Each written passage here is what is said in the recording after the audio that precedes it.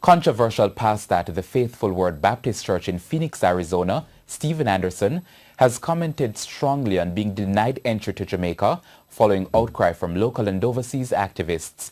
The ban comes after an online petition to prevent his entry into Jamaica. TVJ's O'Shane Masters has the details. No homos will ever be allowed on this church as long as I'm the pastor here. Never! That was controversial pastor of the Faithful Word Baptist Church in Phoenix, Arizona, Stephen Anderson, in one of his church services several years ago.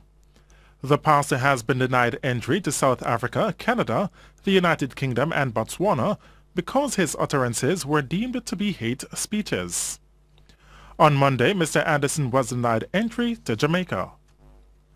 However, speaking in a YouTube video, Mr. Anderson argued that overseas governments influenced Jamaica to take a hard stance, which resulted in him not being able to visit the island to preach. Mr. Anderson said he was about to board a flight to Kingston when he was informed he would not be allowed into Jamaica. I'm pretty surprised because I've seen a lot of stuff online that said that Jamaica is, quote, the most homophobic country in the world. So it's pretty weird that I would be banned from Jamaica because of my views on homosexuality. But to me, it just goes to show that we're heading into a one-world government where individual nations, they don't really have any say over what they want to do. You know, a country like Jamaica that's supposed to be a sovereign nation, apparently they can't really do their own thing. Because obviously this is an outside influence from the United States or the United Kingdom or whoever is pressuring them or influencing them to be pro-homosexual. The pastor has called for gay people to be stoned to death, once prayed for the death of former U.S. President Barack Obama, and has also said that a woman's place is at home raising children and not at work. The controversial figure has blamed the situation on a conspiracy. They're just scared to death that I'm going to go there and preach the gospel and get people saved, and people are going to read their Bibles and listen to my preaching, and that they're actually going to have a view that's against homosexuality.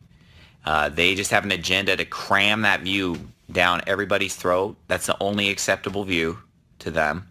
The biblical view is not acceptable. You know, what the Bible clearly teaches in Romans 1, in the book of Jude, in 2 Peter chapter 2, Leviticus 20:13, you know, that's not acceptable to them. The ban comes after an online petition by gay rights activist J. John, which collected nearly 40,000 signatures. He told The Guardian, quote, "This is a positive outcome in which I am very pleased," end quote. O'Shane Masters, TVJ News. With the police commissioner taking pre-retirement leave, political analyst Michael Williams is suggesting that the next top cop should come from outside of Jamaica. Mr. Williams was a guest on TVJ's Smile Jamaica this morning. On Sunday, TVJ News reported that Police Commissioner George Coelho decided to go on pre-retirement leave tomorrow, leaving his Deputy Commissioner Clifford Blake to act as commissioner. Since the start of the year, Jamaica has seen a significant increase in murder, with more than 100 persons being killed. And many are questioning why the commissioner is stepping down at a time when crime is on the rise. But speaking on TVJ's Smile Jamaica on Tuesday, political analyst Michael Williams said that recently, commissioners are being changed based on the party which is in government. Look at the last 5 commissioners. They all had 5 to 7 year contracts, and all the contracts, as soon as the government changes, a new commissioner comes in a year or so, because they try to make it look, you know, like it's a natural process. It's not really. What happens behind the scene is that they pay off the commissioner based on his contract period and say, you get your pension, thank you for your service, because we want our own man. Mr. Williams, however, suggested that the new commissioner needs to come from outside Jamaica. And if that's not possible, Mr. Williams is suggesting that the Governor General, Sir Patrick Allen, choose the next police commissioner. A commissioner of police that is appointed by the GG. This is the best we can get in Jamaica at this time. Like Indicom, like the Electoral Commission of Jamaica, like the political ombudsman, like the public defender, just to name a few. Those persons have the best opportunity to be independent. He adds that if the Governor General chooses the commissioner, then it would operate like any other independent entity. It can be monitored easily by a committee of parliament, right, which is bipartisan. Okay. Right? So in parliament, just like how Indicom and all of the others, they are managed by a committee of parliament, right? So you go there and you have some GLP and you have some PNP. Jeline Pearson, TVJ News. An unidentified male was shot and killed during a confrontation with the police in St. Elizabeth. Reports are that a joint police military team was on patrol in Newmarket in the parish when they were fired on by a group of armed men. Now the team returned fire and the men ran. During a search of the area, an unidentified male was seen lying in bushes with gunshot wounds. It's reported that he was clutching an Uzi submachine firearm with 2 magazines containing 31 9mm rounds. A 9mm Browning pistol was also found near the body. Meanwhile, the Independent Commission of Investigations, Indicom, is investigating the shooting death of a man said to be the area leader of a community called Pineapple Place in Ocheria, St. Anne today. The victim has been identified as 37-year-old Quincy Freighter, otherwise called Tala. Reports indicate that Mr. Freighter was shot after he confronted the police who were carrying out an operation in the area. It's believed that he pulled his firearm and fired at the cops, during which they returned fire. He was pronounced dead at hospital. TVJ News understands that a Titan Tiger 38 special revolver and 5 rounds of ammunition were taken from him. The police say they had to stop angry residents from staging a protest along the Ocherios bypass over the incident. 1 man is dead while a pillion is in serious condition after a motorbike incident along the Bay Main Road in Little London on Monday evening. The man has been identified as 23-year-old Carl Carr. TVJ News has learned that about 7:30, both persons were traveling in the same direction when the driver of the motor car was in the process of making a right turn. Mr. Carr, who was the driver of the motorbike, was overtaking a line of traffic when he slammed into the rear of the car. Both the rider and the pillion were flung from the bike. Mr. Carr died on the spot while the pillion has been admitted in hospital in serious condition. The police have again issued a strong warning to the operators of public passenger vehicles who continue to install mini sound systems inside their vehicles. The warning comes following another seizure in the corporate area. TVJ's Anthony Logg has that story. Speakers, amplifiers and equalizers still inside some public passenger buses, particularly the 35 and 82 bus routes in the corporate area, despite several seizures and warnings from the police. The most recent seizure came on Monday. This is a 35 bus and you would have seen this sort of a musical system that ought not to be in any public transport. And so these 35 bus and the 82 buses and some others, we are especially targeting these buses because we want for some order in the public transportation system.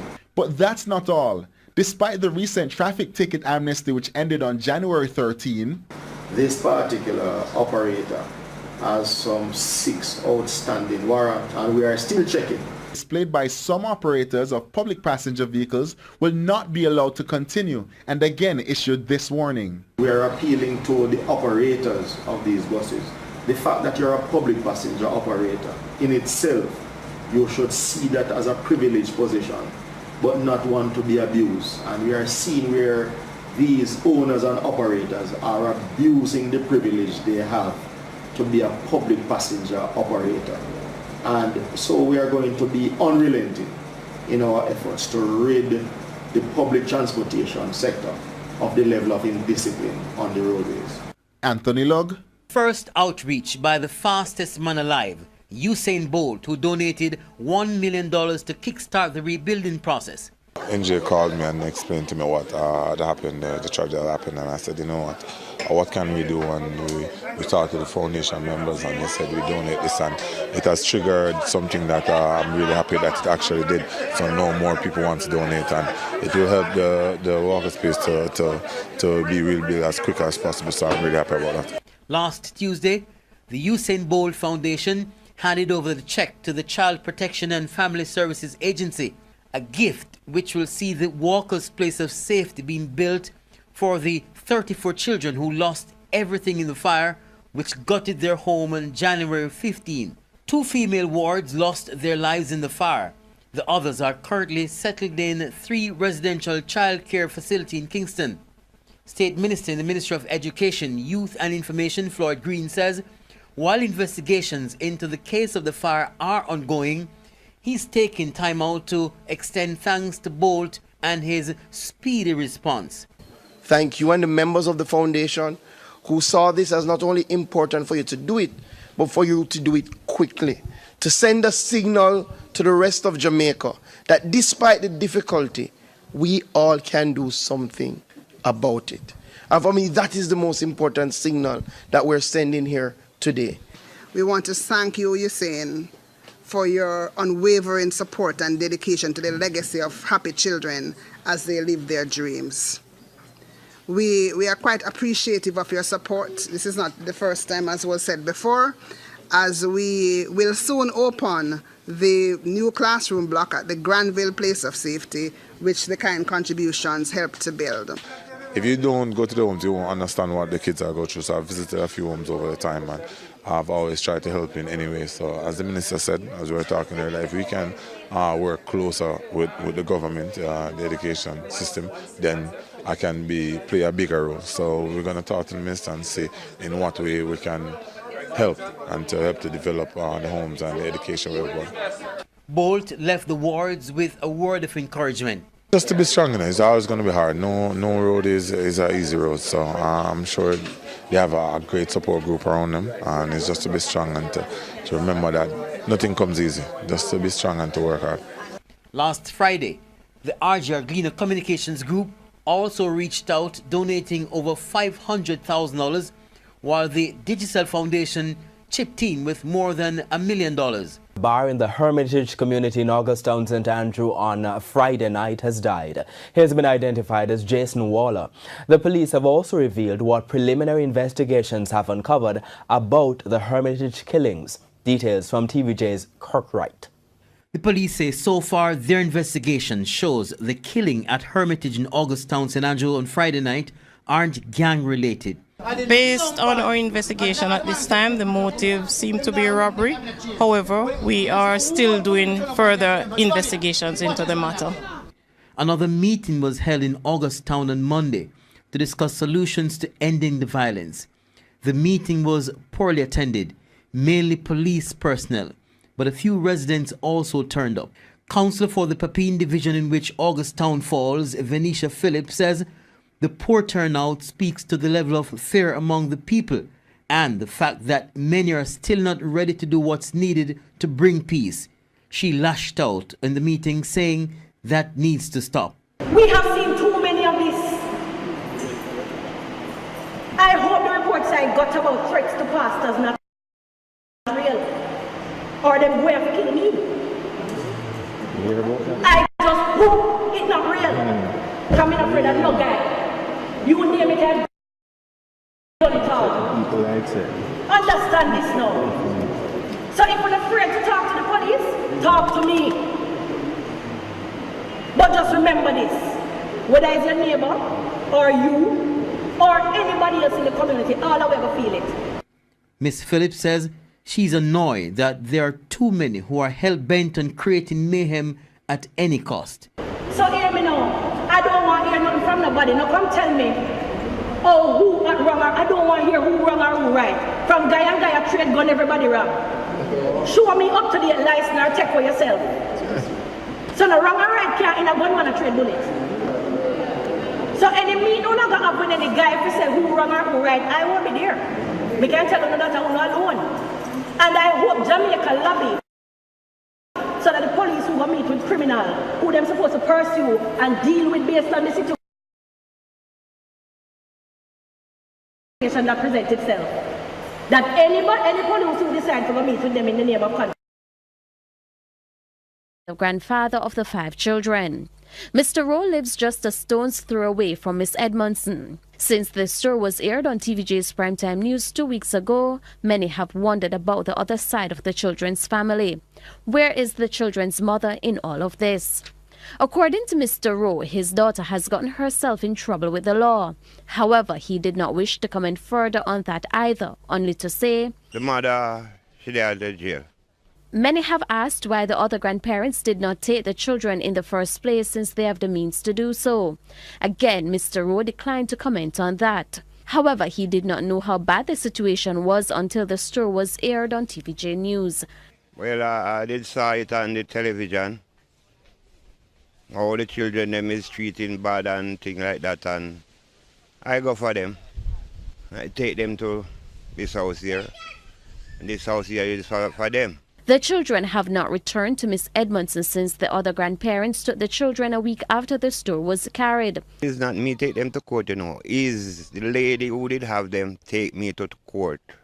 I get back, we get the child them. Meanwhile, Mr. Rowe said the children will be going to school. He also said that he and his wife will be seeking to get full custody of the children. Shamela Mitchell, TVJ News.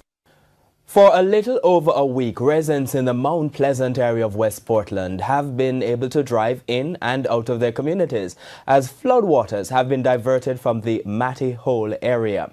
Though they are grateful for the assistance, there are fresh concerns about flooding in nearby communities since the water has been directed to the Rio Grande. TVJ's Andrea Chisholm has his primetime news follow-up. A return to normalcy.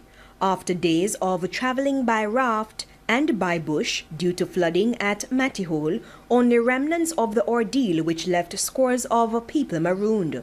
Residents of Medston and Bourbon can now drive, ride and walk in style to and from their communities. A newly built farm road gives farmers access to their crops, and pipes have also been installed to channel the water if there's heavy rain. But some residents have a concern. Those pipes now not big enough because the volume of water will come through that one, like a 2-foot pipe, 24-inch pipe can't carry that. You want some pipe where big like them big black tank.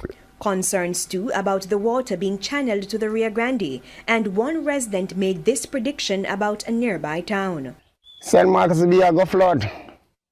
In next 20 years and next 15 years when Matty Hole rise again, St. Marcus will be a lookout because the water is coming for them. Another reason, cave holes. The research on Matty Hole, a lot of cave. All of them places when you're looking at is big cave hole. So if the cave them don't draw, Matty Hole not gonna go down. And that is the point what them don't know about is Matty Hole. You have a cave over there what them call Chocha Walk.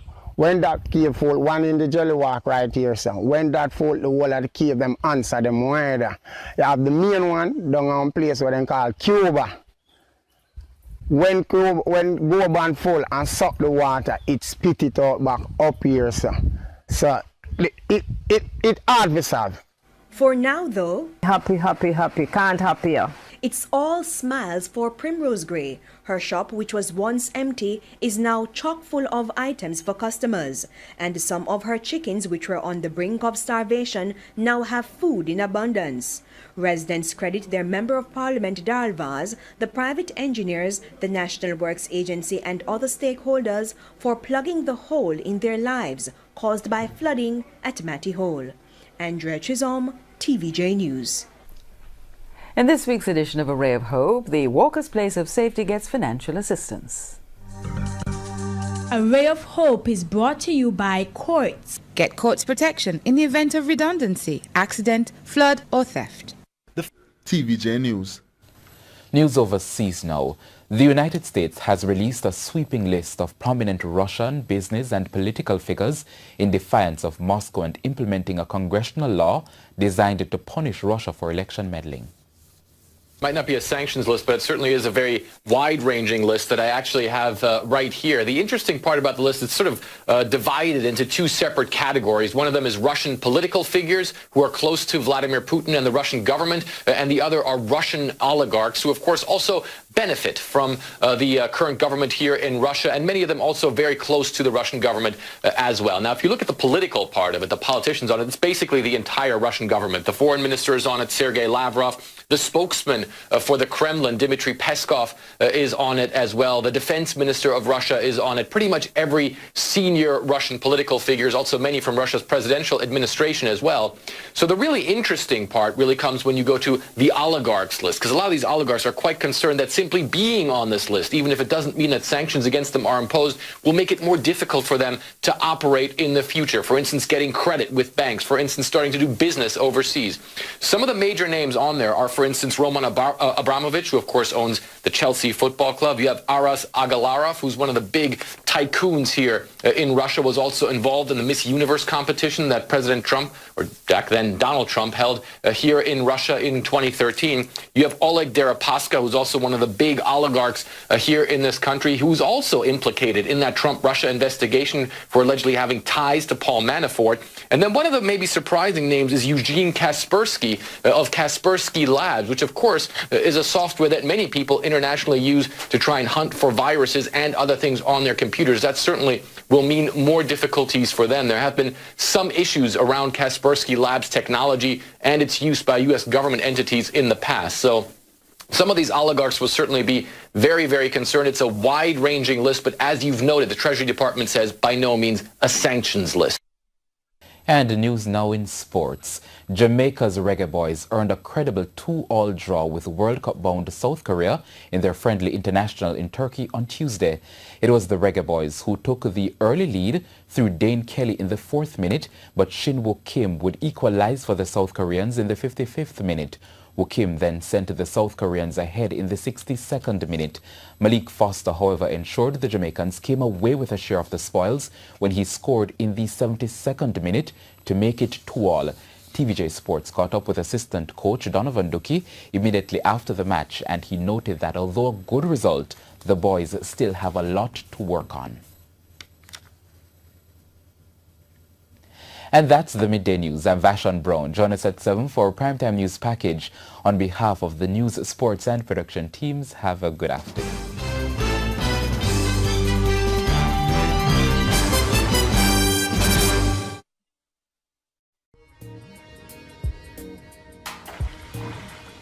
So, dear man, this strata